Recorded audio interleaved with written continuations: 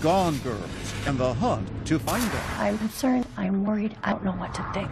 You don't sleep. You drive around at night. You're always looking. How can two children be gone and no one knows where they are? But someone knows. The two girls came running across that little field, and she kept telling the kids, get down in the back seat. A secret network of hidden children. I'm turning 16 tomorrow, but instead of a birthday party with my friends, I'm in hiding. It was moving between houses with people who I'd never known. But are the girls part of it? Lieutenant Polinsky called me and said, are you sitting down? And then I knew something was coming. A sudden appearance and an explosive story. He had 6 gunshots, and he was going to shoot all of us. I've never seen anybody that scared before. A family torn apart and accusations of brainwashing. My writing then and what I wrote then, that doesn't sound like me. Footprints in the snow. Welcome to 2020 on ID. I'm John Quinones. The family home is where children are supposed to feel safe. So what would cause Gianna and Samantha Ruckey to vanish with nothing but the clothes on their backs? In 2016, Elizabeth Vargas and her team spent 6 months tracing the teens' footsteps and unraveling the mystery of their disappearance. Along the way, from big cities to frozen farms, sandy beaches to jail cells, they also unearthed a nationwide jigsaw puzzle of children declared missing. But were they? Take this incredible journey with us that begins with footprints in the snow. It is 7 p.m. on a 30-degree April evening in the suburbs of Minneapolis. A spring snowstorm has blanketed the roads. And while most families are settling in for dinner, one family is about to fracture forever when 2 children living at this home vanish. No shoes, no coats, no backpacks, nothing. Poof, they're gone. 13-year-old Gianna and 14-year-old Samantha Ruckey disappear. The only trace? Footprints in the snow. But oddly, there is no manhunt to find the girls, no police press conference. How can two children in the state of Minnesota be gone and no one knows where they are? Their parents are embroiled in an ugly divorce and custody dispute, but they insist they are united in their desperation for the girls. I'm concerned. I'm worried. I don't know what to think. You don't sleep. You drive around at night. You're always looking. Where did they go? Who are they with? And why does our journey begin by asking questions to their mother inside the Ramsey County Jail? Did you have anything to do with your 2 daughters running away? No. Do you sit here and think, how did this happen? Clean record, never had a Clean problem. record, and here you are in jail on $1 million bail? What's going on? I have no idea. This shouldn't be what happens in a divorce. This divorce is more like guerrilla warfare than a legal proceeding. Exhibit A, these 24 boxes crammed with reams of motions, appeals, and rulings. Divorce on steroids, that would be a good word for this. But for every documented grievance in this harrowing tale, there is documentation too of the good times.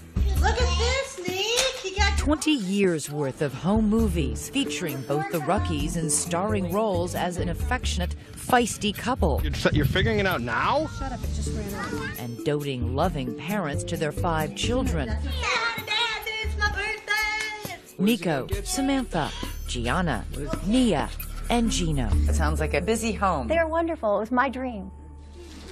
I loved being a mom. They make their home in Lakeville, Minnesota, a suburb of Minneapolis. David ran a multi-million-dollar trucking business.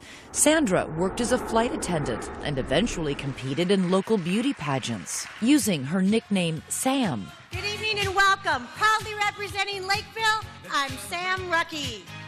In her spare time, she likes cooking Italian, flying airplanes, and staying fit. But David agrees that family came first for Sandra. There's Mom. Hi, Dad. A loving, energetic mom. There was a bird flying? Yeah. Oh, there it is. She was a great mom. Very attentive to her kids. Come on, Nico. Their oldest son, Nico, loves hockey and theater. He was my first, so of course he was spoiled. Hi, Nico. The 2 oldest daughters, Samantha and Gianna, are close and take care of their younger brother and sister. Samantha, she's beautiful, she's smart, she's outgoing. Gianna's very artistic, loves like animals. But this story is about what Sandra claims is not captured on home video. She says despite those smiling faces, there was a shocking, ugly secret in the family. Years of emotional and physical abuse by David. What would he do? Throw things, hammers at me if he got mad. There was black eyes, there was broken ribs. We're gonna lock ourselves in the bedroom because we scared. We just didn't know how his behavior was gonna be from one day to the next. During all those years during the marriage, did you ever take any photos, ever seek medical help? We had photos and we had police reports that prove it. And she claims David didn't just target her, but went after the children, too. How often did that happen? Once is more than enough. It happened a lot. After 20 years of marriage, Sandra says she reaches her breaking point and finally files for divorce. David says it was all a surprise to him. And she just blurted out, I want a divorce.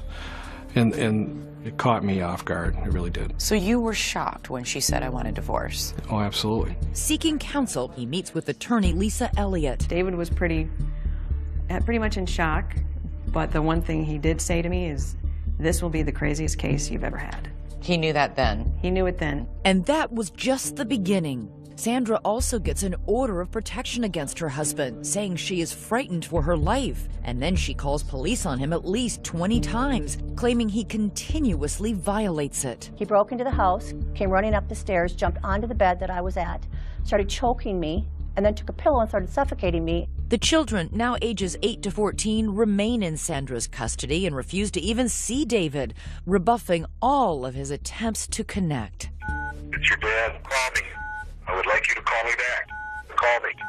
With his children ignoring him, his frustration mounts. He leaves this message after finding out his oldest son, Nico, dropped out of his longtime sport. Do yourself a favor, get your ass back in hockey. The family court judge, David Knutson, appoints an advocate for the children and several therapists trying to facilitate a relationship with their father. But the children say they don't want one. David's oldest son, Nico, takes to Facebook, writing, "My dad is a bad person. He is abusive verbally and physically."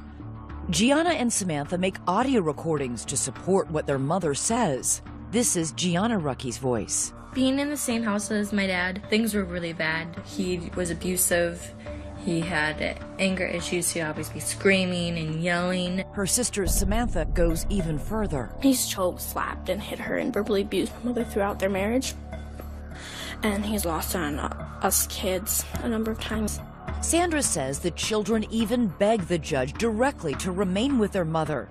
But the judge determines thus far there has been no evidence of abuse. And based on the findings from a psychologist he appointed, that it is Sandra who is the real problem here. That the children are showing signs of parental alienation syndrome, meaning the reason the children are adamantly opposed to seeing David is not because he's abused them or their mother, but because Sandra has brainwashed them. She tried to destroy his relationship with the children by telling them things and scaring them about what he was doing to them, how he was threatening them. I've never done anything but be there for my children. My kids are my life. This is where the judge takes a drastic and, for Sandra, devastating step. He orders Sandra out of the house and all 5 of her children removed from her custody. That's when everything happened. I lost everything. My whole life ended then. I had no money, no car, no children. I had nothing. How is this possible, Sandra? I don't know. All I'm told is it's a judge's order. There was no findings that I ever hurt the children, that I ever abused them, that I ever neglected them, that I ever did anything to them.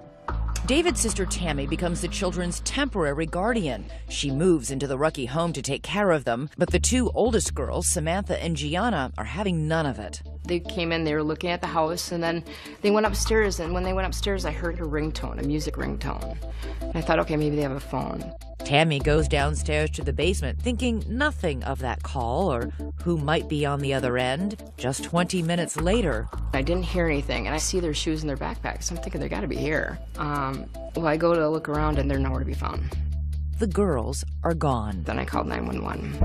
Next, where did they go? Who was on the phone? Did you think, where might my 2 daughters have gone? Could they have entered a hidden world?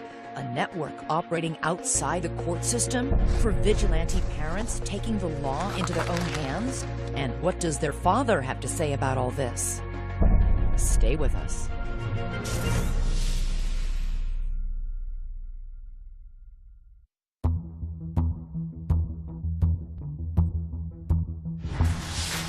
Normally, 2 teenage girls vanishing into thin air would be the top story on the local news.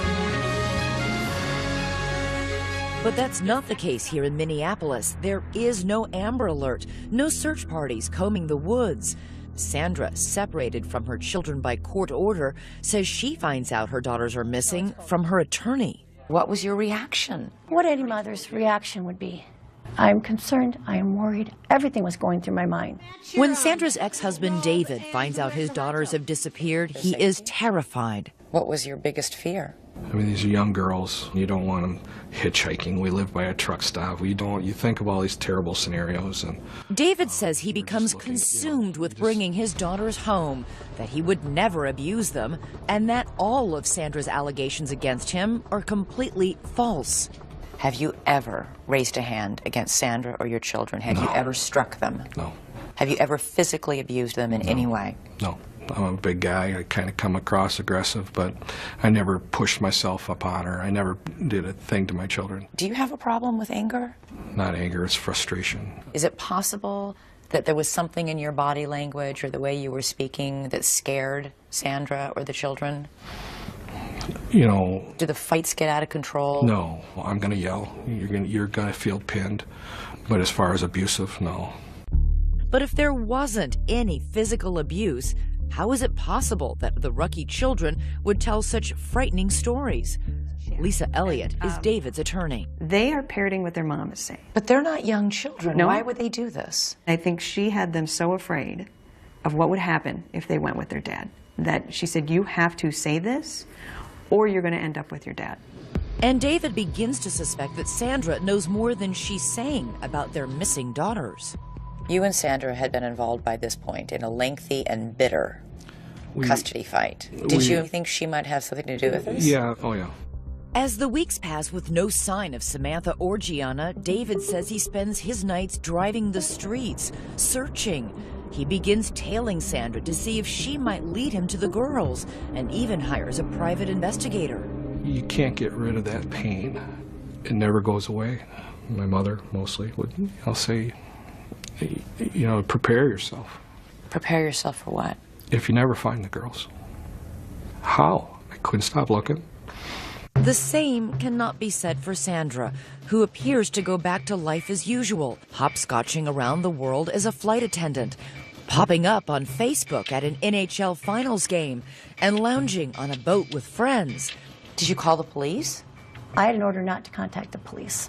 You have a right to contact the police if you're a victim of a crime or if you're I have a court in order danger. from Judge Knutson that I am not to contact the police. But this court order directly contradicts that, specifically stating that Sandra should report any information she has about the girls' whereabouts to authorities. So you did nothing when you found out they were missing then? Okay, I guess if you're in that situation where you've been stripped of everything related to your children, you don't know what to do. If one of my children went missing, I'd be out there with a sandwich board saying, find my child. The courts had completely tied my hands. 1 month after the girls' disappearance, there is a bizarre twist in the story. They show up, but in a place no one expects. The Rucky girls say they want to be heard. On local television. They met with us at a hotel. We don't know who brought them here. The local Fox 9 station airs this story, and right there, sitting in front of the reporter, are the 2 missing Rucky sisters. I'm just really scared it's going to end really badly. And once again, they back up what Sandra has been saying. He was abusive. Really. In what way? Emotionally, verbally. I mean, our mom was always our protector, but now there's no one there to protect us. I watched them pleading their hearts out, asking for help. That's what I saw. His 2 children begging for help. The Fox report includes an alarming allegation about David. This time, it is a chilling story about him wielding a gun and threatening to murder his entire family. Sat down at our kitchen table and said that he was going to shoot all of us. He had 6 gunshots, and he was going to shoot all of us, my mom included. David insists this claim is as baseless as all the others. I was glad to see my girls, but, you know, what I was hearing coming out of their mouths was hard. To local newspaper reporter Brandon Stahl, however, the most shocking thing wasn't what was in the story, but what was left out. There weren't any questions about, well, wait a second, we have 2 missing kids here. Are you being taken care of? Who's taking care of you? I wanted to know how they were doing. Were they okay? And as quickly as you can change the channel, the girls are gone again, vanishing back into the night. Months pass. Their faces appear on the missing and exploited children's website and on thousands of plastic bags distributed in northern Minnesota. The search continues for the Rucky girls. Their parents' epic divorce drags on until the judge finally makes his ruling. In a painstaking 60-page order, he drops a bombshell, awarding full custody of all 5 children to David, writing of Sandra's allegations of abuse that the court has not received any evidence to support her very serious allegations. He went on to say Sandra refused to cooperate with any of the professionals appointed in this case. For David, it is total vindication. 17-year-old Nico, 13-year-old Nia, and 10-year-old Gino return to their father's care. And while David works to mend his fractured relationship with them, his 2 missing daughters are no closer to being found. How were the 3 children reacting to the absence of their sisters? Were they worried? This was a big-time white elephant in the room. It just, you know, it was always something that was just there. The secret of what really happened to the Rucky girls holds for 2 alarming long years, until someone who knew that secret, someone who kept it, finally speaks up. You knew Sandra was lying. I thought she was, yeah.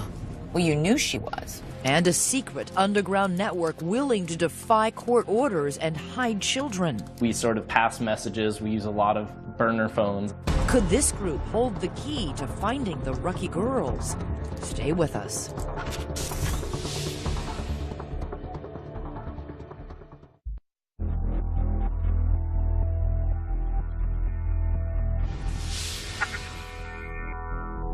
From the moment the 2 teenage Rucky girls vanished, police suspected their mother, Sandra, was lying. At any point, did you tell your children to run away from home? No. You never encouraged any of your children? How can I encourage my children to run away? I've had no contact. Police suspected that not only did Sandra have contact with her girls, she also had help hiding them from a secret underground network of people willing to defy court orders and conceal children. Damon Dumas knows all about defying court orders. He went into hiding when he was 14 years old, using a loosely organized group of safe houses to escape life with a father he says was abusive. My mom actually made sure that she wouldn't know where I was going. Mm-hmm. She handed me off to someone she trusted, who handed me off to someone else that she trusted. Who was taking care of you? Whoever I was with was taking care of me. Were they strangers? They were all strangers, yeah. I was moving between houses with people who I'd never known. It'll be someone who maybe hears about me and says, hey, well, if Damon ever needs someone to stay with, he can stay with me. And we sort of pass messages. We use a lot of burner phones. Burner phones? You sound like you're in a spy movie. Well, in a lot of ways, that's what it felt like. So how often do you come out to the beach now? While on the run, Damon says he lived in around 10 different homes, never staying anywhere long. During that time, he made videos and posted them on the internet. And I'm turning 16 tomorrow. But instead of a birthday party with my friends, I'm in hiding. But this life in shadows came at a steep price. Did you go to school? Actually, I did not, and that's something that I sort of regret, because I ended up, when I got out of hiding, I had to go back a year in high school. What did you do with your days? I played video games. Honestly, I had no one to talk to. Were you homesick? Absolutely. Absolutely, every day. Those days turned into months, and instead of getting easier for Damon, life got more difficult. I called my mom and I said, I don't know how much longer I'm going to make it. Because I was considering suicide at that point. It had been very long in hiding. In those videos, Damon discussed the abuse he says he suffered. I told police about this. I told psychologists. I even told a judge. And yet somehow it was all covered up in lies. Today, Damon is an activist working with an organization called the Women's Coalition. He blames the court for forcing him into his life on the run, even though Damon's father strenuously denies ever abusing his son, and a judge agreed there was no credible evidence to prove it happened. He said that whether or not I was being abused, my mom had to stop talking about abuse, and that Why would a judge do that if he really thought you were being abused? Because what people don't understand is that this is not something that is a one-time case. This is not something that happened to me. This is systemic. And the internet is teeming with videos of mothers who say they too have been victimized by family courts after they reported their allegations of abuse. As a mother, you try to protect your son, and that was my biggest mistake. Said I cried wolf when Children need to be believed. The courts forced my children to go on visitations. I am seeking justice. It is okay to protect our children. If you're a mother and you allege child abuse, your odds of losing custody are extremely high. Joan Meyer is a law professor at George Washington University who studies family courts. Her research has turned up some surprising and, in her mind, troubling results. If you raise abuse, especially child abuse, you've got to make a very strong case. If you can't nail it, not only will you lose custody, you may lose all access because the assumption will be that you have poisoned your child's brain with these ideas. Sandra says this is exactly what happened to her. So, did her daughters run away to protest a family court ruling like Damon Dumas? That's what Brandon Stahl, reporter at the Minneapolis Star-Tribune, wanted to find out. On the 2-year anniversary of the girls' disappearance, he decides to write a story. I wanted to know if the girls were okay and if I could find them. He didn't find the girls, but he did find this man, Dale Nathan, a diminutive 81-year-old who has spent years working as an attorney in custody cases. Dale had his legal license suspended after he refused to reveal where one of his clients was in hiding with her child. He is a fervent supporter of Sandra. Dale is somebody who believes to the bone that the family courts in Minnesota are corrupt. The story Dale tells is a doozy. He says he was with Sandra on the night her daughters ran away. He says Sandra and he were driving around in Sandra's car when she took him to this field, just blocks away from the Rucky home. We drove with Dale to that spot. Now this is about the area right back here where Sandra stopped. He showed us where they pulled over. That's the one we want to take. So you stopped, you parked, you waited? And after about 20 minutes, the 2 girls came running across that little field. They got into the car, and then Sandra started driving. The 4 of them drove around back roads for more than 2 hours. She kept saying, oh, the Lakeville police, they're going to find us. So, and she kept telling the kids, get down in the back seat. During the ride, Dale says Sandra was frantically making phone calls. Apparently there was no plan, and she was making plans on the run. Dale says he knew that the children had already been taken out of Sandra's custody and that by driving off with them, she was breaking the law. Sandra was busy telling the police she had no idea where the girls had gone, and you knew Sandra was lying. I thought she was, yeah. Well, you knew she was because you were in the car with her. That's true. Right. You're right. So if you knew she was lying about that, why didn't you go to police and say, I know what really happened? I think Sandra was trying to protect her children. I wasn't going to betray that. Dale insists he couldn't help even if he wanted to. He doesn't know where Sandra ended up taking the girls. After hours of driving around with him, she dropped Dale off at a truck stop and then drove away with the girls still in her car. Last April, the Star-Tribune published Brandon Stahl's story, and one reader in particular was riveted. What did you think when you read the account of Dale Nathan? Dumbfounded. Or like, this is completely validates everything you suspected. Everything. At that point, we knew Sandy was involved. And now police know too. They arrest Sandra and charge her with 3 felony counts of deprivation of parental rights. She's thrown in jail on $1 million bond. But the mystery remains, where are the girls? 1 month after Sandra's arrest, there is stunning news. Lieutenant Polinsky called me and said, are you sitting down? And I knew something was coming. Next, the Rucky girls found at last. But where have they been? Who took them in? We're on our way to find out. And you may be surprised by what we find behind this door. Stay with us.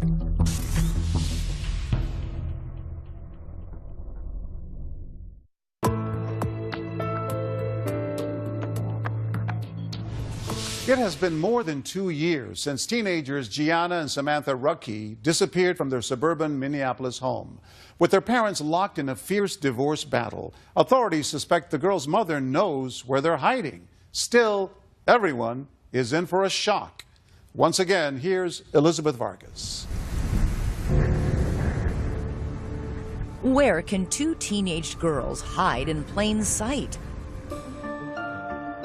Deep in the snow-swept fields of Minnesota's North Country, amid miles and miles of desolate, untouched land, this speck of property, a farm called the White Horse Ranch, holds the secret of the missing Ruckey daughters. What led police here? The trail begins with one of Sandra's staunchest supporters, Dee Dee Evevold, an activist friend, vocal about her belief there is corruption in the family courts. Detectives search her home and find a cell phone photo of one of the girls on a farm. They trace that photo back to the White Horse Ranch. And with that, bingo! Police discovered this is where the girls have been for the entire 2.5 years of their disappearance. We took a trip to find out how they ended up here and how they went under the radar for so long. Behind this door are the people law enforcement believes broke the law by housing the girls. Welcome. They are an unlikely pair of alleged criminals. Gina and Doug Dolan own the ranch, which offers 90-minute therapy sessions with their animals, 22 horses, 3 donkeys, and 2 alpacas. They help children who've been abused. Our mission is to reach children and families and to bring healing and wholeness through the animals. Hundreds of children have made day trips to the ranch, but Samantha and Gianna Ruckey were not their typical guests. We received a phone call from Dee Dee Evevold. Dee Dee Evevold not only knew Sandra, she knew the Dolans and respected their work on the ranch. I knew that these are good, honest, salt-of-the-earth people that really are just about doing the right thing. She just said that they needed a temporary place and that they were working through a court case. So you thought they were coming for 3 days? That's correct. 3 days isn't a big deal. The Dolans say it was Sandra, along with Dee Dee, who dropped the girls off at the ranch one night with no more than the clothes on their back. Then Sandra left and never returned. Days turned into months, and then astonishingly, years.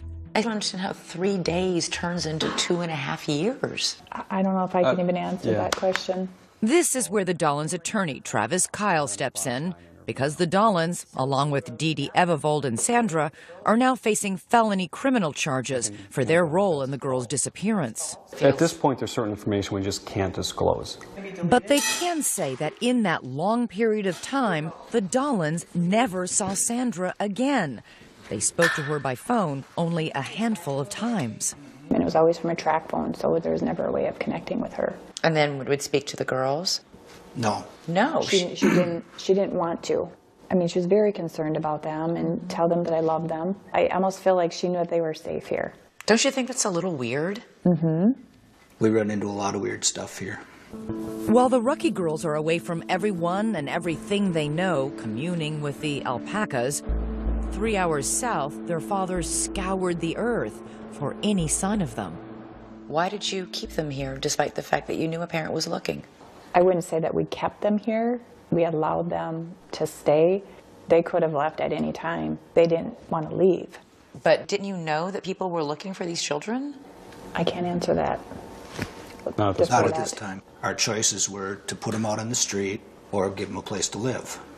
And we did not want them out on the street. They told you they would continue to run away if forced to return to their father? But you must have known, you did know, that they had a father who was looking for them. Did you ever think about him? I thought about them living on the street and what would happen to them if they were on the street. Did you try and reason with them? They're girls, they're minors. They're not allowed by law to decide where I get to live and what's best for me. Yes, we did. A number of times. And it was a lot of fear. I've never seen anybody that scared before. Did they ever sound coached to you? No. No. I believed him, 100%. At the ranch, the girls made a new life for themselves with the Dolans. They were homeschooled. Their daily activities included helping with the animals. Everybody has to do chores. Anything from cleaning pens to feeding the animals to brushing them. The nearest town is Herman, population 437. Was it a secret that the girls were here? No. No, it was not. So you didn't like say, okay, go hide in the back bedroom when somebody's pulling up? Everybody knew they were here. You made no effort to conceal them? No. No, they had been in public, they'd been out shopping, they were in the hair salon They in went Elbow to church Lake. with us. And they went by their first names, Samantha and Gianna? Yes. The Dollans say they were only helping the girls. They, along with Dee Dee Evevold and Sandra, have all pleaded not guilty to the charges against them. But what about that so-called underground network that helped children like Damon Dumas flee court orders? Are you part of this underground network? No. No. We were asked the question, and my question back was, what is that? Last November, Doug looks out the window and sees Lakeville police and county deputies sitting out front. Police are simply following the trail from Dee Dee Evevold's cell phone photo, not realizing the girls are actually there. I walked out and they told me that they were looking for the girls and wanted to know if I knew anything about them or their whereabouts. And I told them, yes, they're in the house. They were quite frankly shocked. The Dollans say the girls were devastated. Is that the last time you saw them? Yes, it was hard. So what would you say to them if they were watching this? We pray for them every day, and we love them. And we want what's best for them, truly. But did they do what was best for them? David Rucky's attorney, Lisa Elliott, says absolutely not. Is it possible they were just good Samaritans trying to help? When the mother drops them off and doesn't come back for them, ever? For 2.5 years? For 2.5 years, I would think most people would at some point say, we need to look into this. So what happens when police take the girls from the farm? Lieutenant Blinsky called me and said, we found the girls. And I kind of crouched down to the floor and I didn't say anything. He said, you still there? I said, yeah. So I really didn't get absorbed very long. We went right back into dad mode. So how does a broken family get pieced back together? When David finally sees the girls for the first time, it is not the reunion he imagined. Were you nervous? I ran out of the room. I started crying. I didn't recognize them because, you know your children. You remember what they sound like. You remember how they looked. I didn't recognize my daughters. The hard work begins of building trust with two girls who still fear their father. Samantha and Gianna said a lot of devastatingly terrible things about you, publicly. But again, they're in a fragile state. Do they still believe those things? I don't know. We don't get deep into things along that line, so we're moving forward. While the girls may not be recanting their accusations against their father, their big brother is. Coming up, I'm done playing a pawn. Sandra's own son is turning on her. And now that her supporters are revealing her role in the girl's disappearance, what will she say when we confront her? You sat right here and spent half an hour telling me you hadn't seen or spoken to your daughters. If you were lying to me about that, what else might you be lying to me about? Stay with us.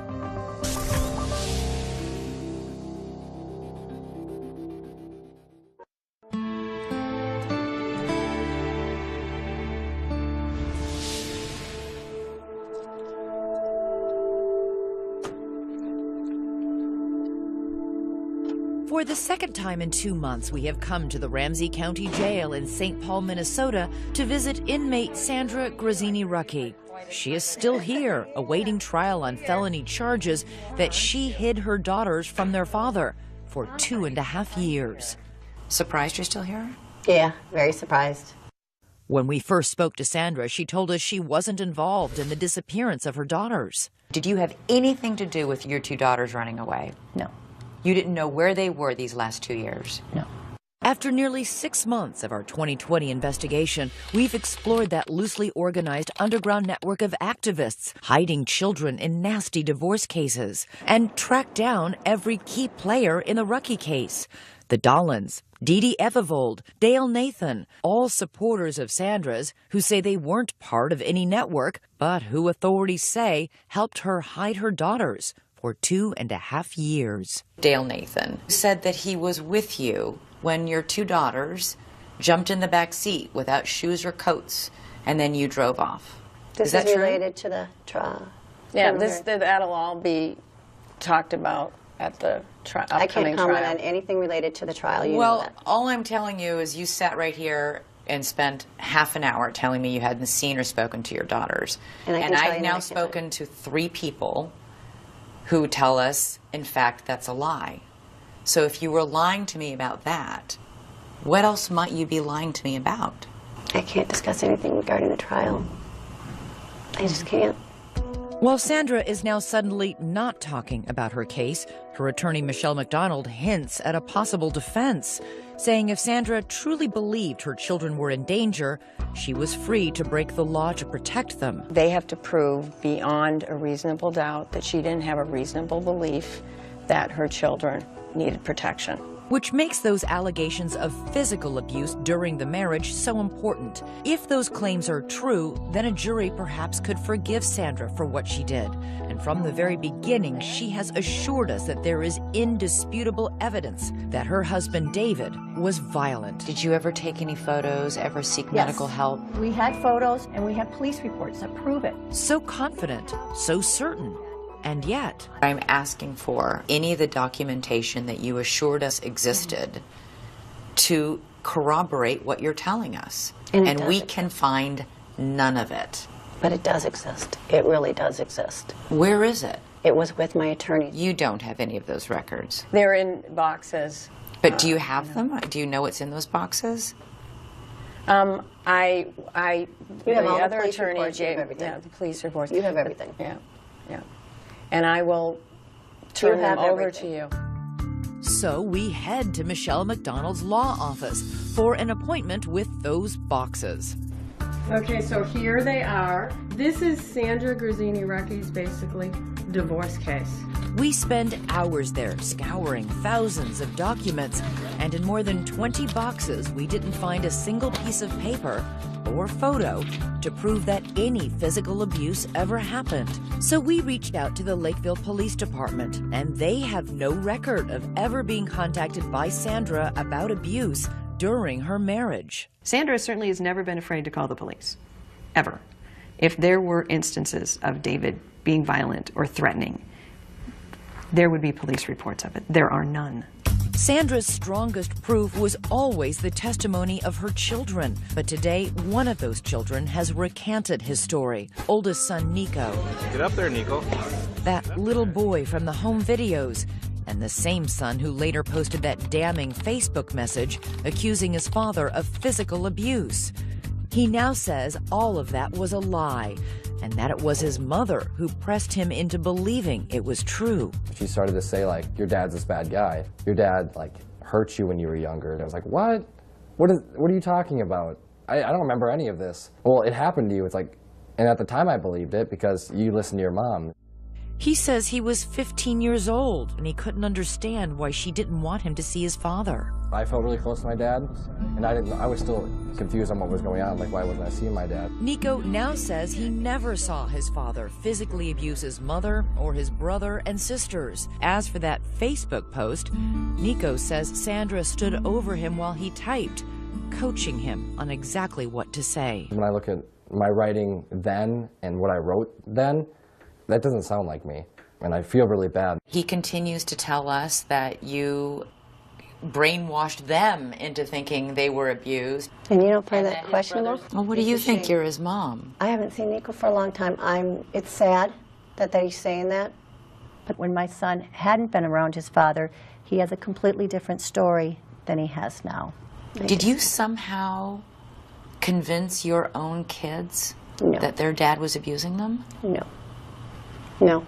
To this day, she says she stands by every decision she has made, every battle line she's drawn, every consequence she and her children have suffered. The two daughters, they spent 2 years working on a horse farm. They didn't go to school. You don't think I think about all these things? I know what these kids have been put through. But it wasn't me who put these through. This was the system that put them kids through this. David and his attorney, Lisa Elliott, say this was never about keeping her children safe. Sandra, they say, wanted revenge. She was out to destroy him for whatever reason, and I don't think she cared what she destroyed in the meantime. Do you think you will ever be reunited with your children? Yes. You do? Yes. Yes. I believe this will be turned around. Perhaps, but it will take more than a court order to do that. It is painfully clear as you watch her son Nico struggle with the simple question, does he still love his mother? I want to say no, but she's my mom. She just doesn't feel like a mom. Nico, wave it down. For now, all that remains is a heartbreaking time capsule of a family that no longer exists. Happy New Year! Happy New Year! Oh my God, I haven't seen them in years. Where'd you find pictures? My babies. Sandra, are you making any comment today? Sandra is now out of jail. She was released after 130 days behind bars. I do appreciate the air and the sun. I will say that. But she says there was no cause for a celebration. I'm in a prison without the bars, is what I'm in now. Because as part of her release, Sandra is not permitted to have any contact with Samantha and Gianna. She is allowed to see her other children with conditions. As for the girls, David says they are happy to be home and doing well. They have started a new life together and have had their first family vacation in years. David asked us to obscure the children's faces to give them privacy, and it might surprise you to hear how David sees his family's future. Will you fight her ability to see the children? This is my children's mother. It's important that they have a mother. As of 2016, Samantha and Gianna Ruckey are back in their high school and getting good grades. Their mother, Sandra, meanwhile, was later found guilty for her role in the girls' disappearance. Gina and Doug Dolan, along with Sandra's friend Dee Dee Evervold, are awaiting trials for their alleged involvement in the girls' disappearance. Each faces a maximum sentence of 4 years in prison if convicted. I'm John Quinones. Please join us next time for another edition of 2020 on ID.